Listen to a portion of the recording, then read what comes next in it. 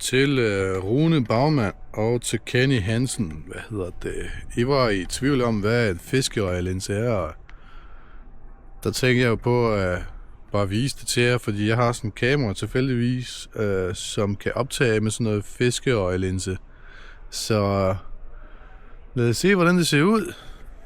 Om jorden er rund eller flad.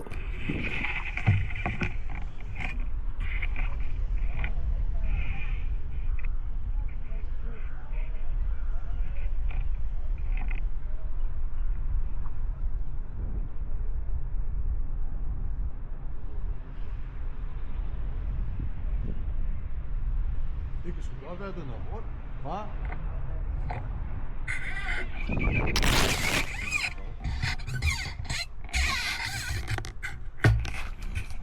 Men så igen, så tror jeg faktisk også, at jeg er rundt selv. Hej hej.